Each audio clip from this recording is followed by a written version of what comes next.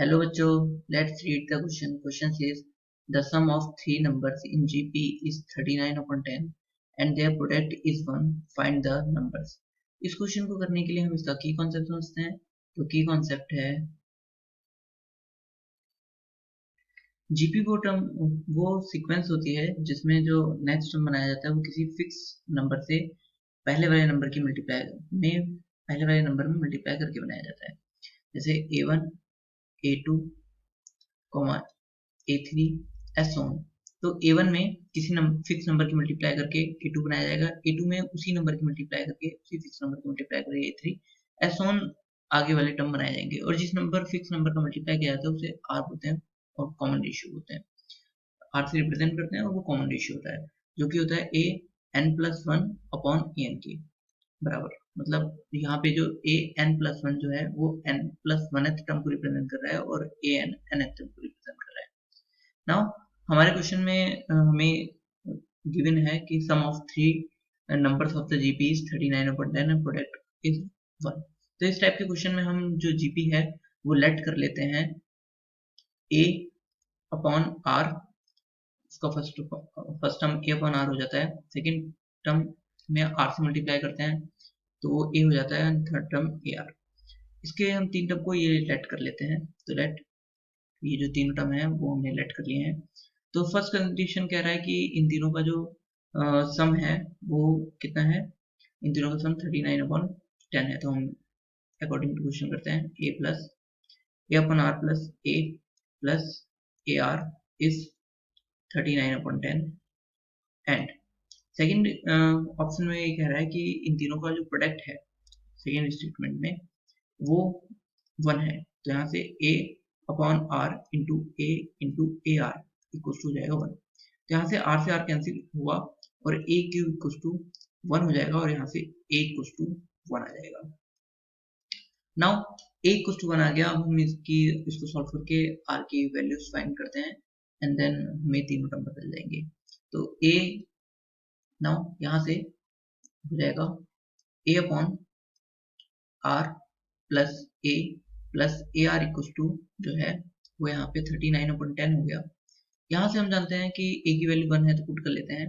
तो put a equal to 1, क्योंकि हम पुट इसलिए करें क्योंकि हम a की वैल्यू 1 है, हमने सॉल्व करी इससे पहले। तो 1 upon r plus 1 plus r equal to 39/10। यहाँ से इसका एलसीएम लेते हैं तो ये आ जाएगा r, तो ये आएगा 1 plus r square equal to 39/10। और यहाँ से क्रॉस मल्टीप्लिकेशन करने पे हमें मिलता है 10 प्लस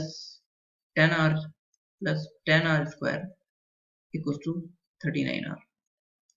और 39r को इधर लेकर आते हैं तो हो जाएगा 10r square minus 39r plus 10r plus 10 equal to 0।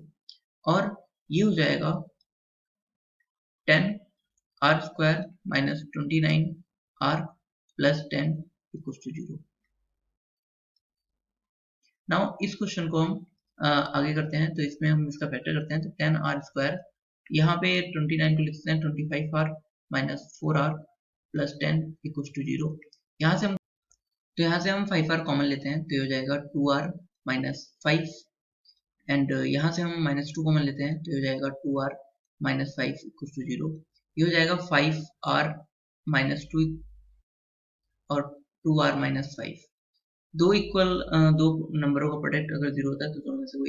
Now अगर 5r माइनस 2 इक्वल टू 0 होगा तो ये हो जाएगा 5r equal to 2 and r equal to 2/5 आ जाएगा। एंड अगर